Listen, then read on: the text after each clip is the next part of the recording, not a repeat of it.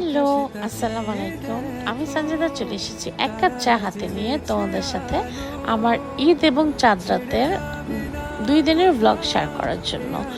তো চা না খেলে তো আমার হয়ই না। ইফতারি শেষ করে চা খেলাম আর একটু মনটা খারাপ লাগছিল, যেহেতু রোজাটা শেষ হয়ে গেল।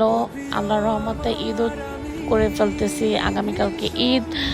তো এক্সাইটমেন্টও ছিল, আবার মনটাও খারাপ ছিল। বাট বাইরের ওয়েদারটা এত সুন্দর ছিল। বাইরে তো প্রচুর বৃষ্টি হয়েছে সেদিন দেশে।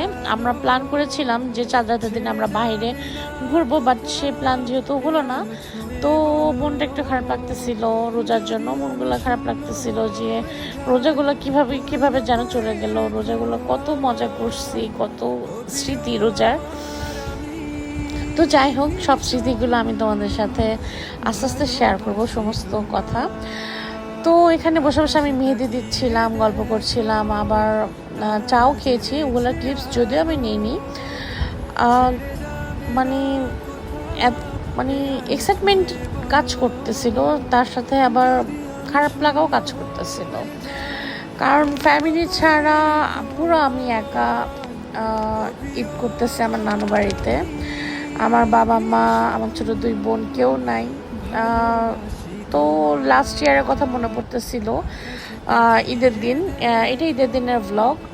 তো দেখো, ঈদের দিন আমাদের নানু বাড়িতে একটা ট্রেডিশন আছে যে ঈদের দিন জামাত খাওয়ায় বলতে এটা মানে এলাকার লোকজন বা এলাকার লোকজনদেরকে খাওয়ানোকে মেবি জামাত বলে। তো এখানে সবাইকে দাওয়াত দেওয়া হয়েছিল, মাইকিং করা হয়েছিল। তো ঈদের দিন সবাই চলে আসছে।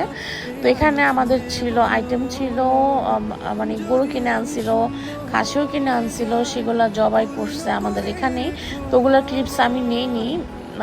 তো সেগুলা কেটে তোমার জামাত খাওয়াইছে লোকজনদেরকে।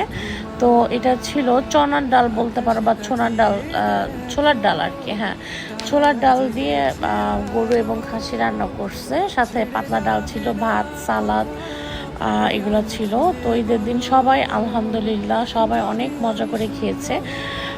তো সবাই দেখো, এখানে আমার ভাইরা ছিল, মামারা ছিল, সবাই ছিল, আমার আন্টিরা ছিল, আমার আঙ্কেল ছিল, আমার নানুরা ছিল। তো সবাই ছিল। বাট বলে না, যে কোথাও না কোথাও আমি আমার ফ্যামিলিকে প্রচণ্ড মিস করতেছিলাম, যে আজকে আমি প্রচণ্ড একা। মানে ঈদের দিনটা না খুব ইমোশনাল হয়ে গিয়েছিলাম।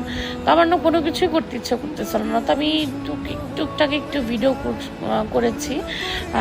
তো তারপরে সবার রিকোয়েস্টে আমি একটু ড্রেস পরলাম, সাজুগুজু করলাম, তারপরে বিকেলবেলা একটু ছবি তুলতে বের হয়ে গেলাম। এই হচ্ছে আমার ঈদ।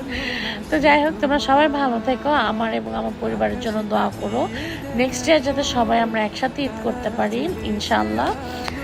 তো আবার দেখা হবে। আল্লাহ হাফেজ।